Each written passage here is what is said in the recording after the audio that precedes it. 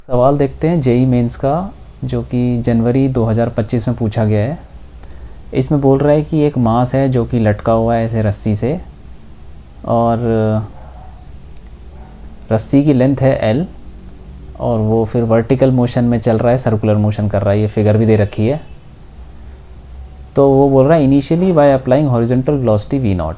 तो सबसे नीचे वाले पॉइंट पे हमने वेलोसिटी दी है v0 ए पॉइंट पे। The string becomes slack when the Bob reaches at the point D. तो हमने नीचे वेलोसिटी थी v0, तो जब वो घूम के डी पॉइंट पे गया तो वहाँ पे स्लैक कर गया स्ट्रिंग, का मतलब है कि टेंशन वहाँ पे ज़ीरो हो गई। तो टेंशन ज़ीरो हो गई, यहाँ पे टेंशन ज़ीरो है। तो हमें पता है कि कितनी वेलोसिटी दें कि ऊपर जाके टेंशन ज़ीरो हो जाए। तो v0 की वैल्यू होती है √5GL। तो ये हमें याद होना चाहिए। इसको निकाल भी सकते हैं, पूरा डिराइव भी कर सकते हैं, लेकिन ये चीज़ पता होनी चाहिए कि मिनिमम कितनी वेलोसिटी दें कि वो पूरा सर्कल घूम जाए। तो वो वेलोसिटी होती है √5GL, और उस केस में सबसे ऊपर टेंशन ज़ीरो हो जाती है। तो ये √5GL हो जाएगा। अब हमसे ये बोला गया है the ratio of kinetic energy of the bob at points B and C। अच्छा, तो B और C दो पॉइंट हैं, इन पे हमें काइनेटिक एनर्जी का रेशियो बताना है। तो फिर ये तो एनर्जी कंजर्वेशन लगा के हम निकाल लेंगे, क्योंकि कोई लॉस नहीं है। तो यहाँ पे A और B पे एनर्जी कंजर्व रहेगी।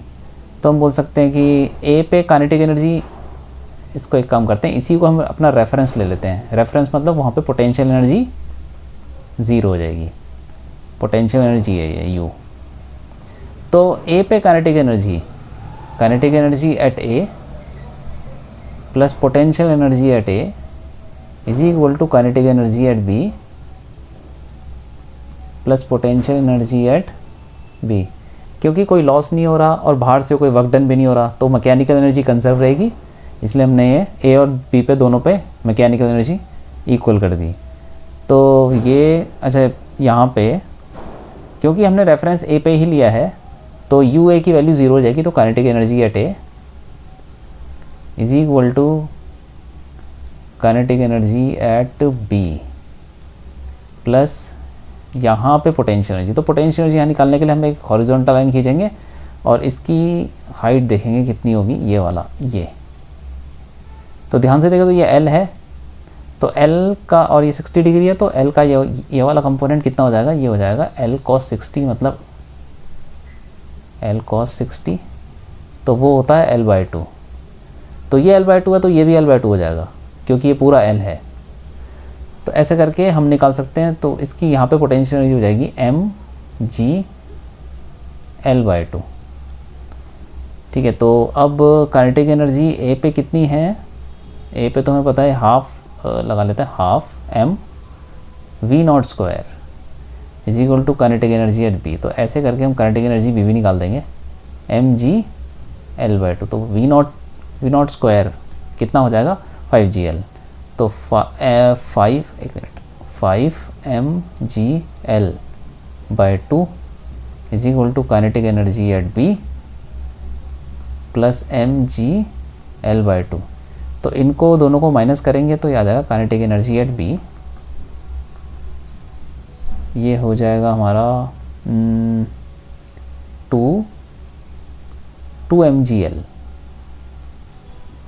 ठीक है, तो काइनेटिक एनर्जी B पे आ गई हमारी। अब C पे निकाल लेते हैं, क्योंकि रेशियो निकालना है तो C पे भी निकालना पड़ेगा।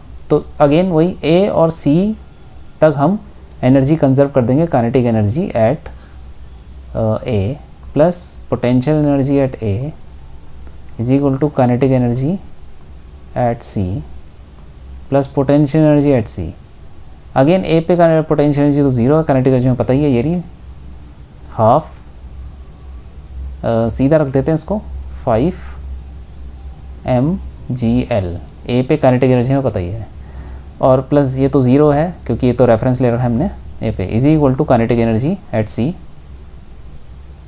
और यहाँ पे पोटेंशियल एनर्जी निकालनी है, तो उसके लिए हम एक हॉरिजॉन्टल लाइन खींचते हैं जो कि C से पास करे, और फिर यहाँ से लेके ऊपर तक की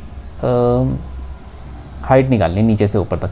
तो हमें पता O तक तो L है, और उसके बाद ये निकालेंगे तो ये कितना हो जाएगा, ये अगेन ये L है और L ये 60 डिग्री बना रहा है, तो इसका ये वाला कंपोनेंट हो जाएगा L cos 60, ये L/2। तो A से लेके O तक L और O से लेके फिर इस पॉइंट तक L/2, तो L + L/2 3L/2 हो जाएगा। तो ये पूरी हाइट जो C की हाइट है इस लेवल से रेफरेंस से वो 3L/2 हो जाएगा, तो mg 3L/2। तो ये आ गई पोटेंशियल एनर्जी। अब काइनेटिक एनर्जी C पे निकल जाएगी, ये हो जाएगा mgl। ठीक है, तो अब हमें रेशियो निकालना है, kinetic energy B upon kinetic energy C is equal to, इन दोनों का रेशियो तो 2 आ गया। तो हमारा ये ऑप्शन हो जाएगा 4th वाला करेक्ट।